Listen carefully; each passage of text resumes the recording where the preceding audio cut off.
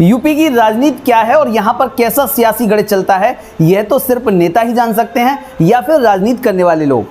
लेकिन यूपी की राजनीति में अब एक ऐसा नज़ारा देखने को मिला जिसने सबको हैरत में डाल दिया, और खासकर बीजेपी सरकार को, क्योंकि मामला बीजेपी सरकार से सीधे तौर पर जुड़ा हुआ है।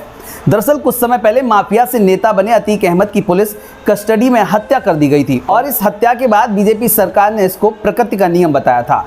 अतीक की हत्या के बाद बीजेपी सरकार ने अखिलेश यादव से लेकर मायावती तक को आड़े हाथ लिया था। लेकिन अब उसी माफिया के लिए खुद बीजेपी सरकार मानसून सत्र के शुरुआत में संसद भवन के अंदर 2 मिनट का मौन धारण कर उस माफिया को श्रद्धांजलि देती है।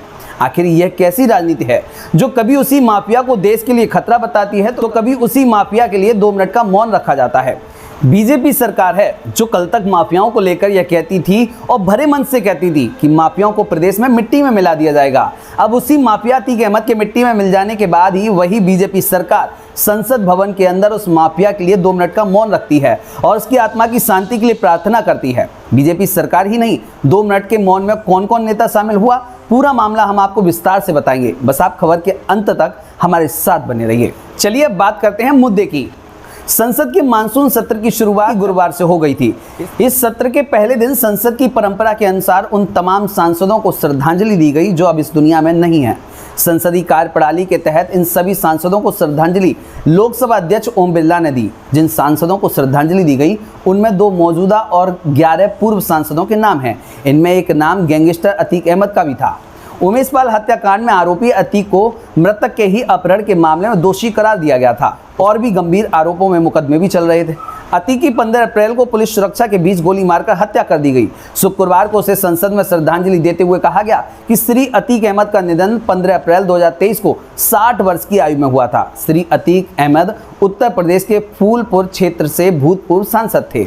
वो रेल संबंधी समिति के सदस्य रहे। इसके बाद सदन में मौजूद सभी सांसद खड़े हुए और मौन रहकर उनको श्रद्धांजलि भी दी। सांसदों को श्रद्धांजलि देने की ये परंपरा शुरू से चली आ रही है। इसमें सांसदों के पद का सम्मान करते हुए उन्हें श्रद्धांजलि देना संसद का प्रोटोकॉल है। संसद में किसी भी सत्र के शुरू होने से पहले हाल ही में गुजरे सभी सांसदों को श्रद्धांजलि दी जाती है।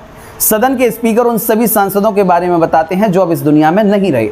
इसमें स्पीकर उनके संसदीय क्षेत्र, उनके कार्यकाल की अवधि और उनके संभाले गए विभागों और उनकी उपलब्धियों का भी जिक्र करते हैं। अतीक अहमद का बैकग्राउंड आपराधिक था। राजनीति में आने से पहले उसका नाम जमीनों पर कब्जे करने, हत्याओं जैसे गंभीर मामलों में भी आ चुका था। लेकिन बाद में वो चुनाव लड़कर संसद पहुंच गया। दशकों तक अपराध करने के बाद इस साल अप्रैल में उसकी हत्या कर दी गई। हालांकि संसदीय रवायत के तहत उसे भी श्रद्धांजलि दी गई। अतीक अहमद अकेला अपराधी और पूर्व सांसद नहीं है जिसे मरने के बाद संसदीय प्रणाली के तहत श्रद्धांजलि दी गई।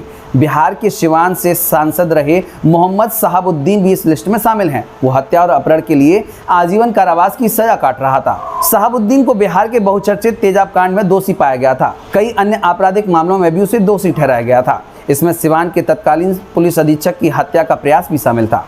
1 मई 2021 को कोविड-19 होने के चलते दिल्ली के दीनदयाल अस्पताल में शहाबुद्दीन की मौत हो गई थी।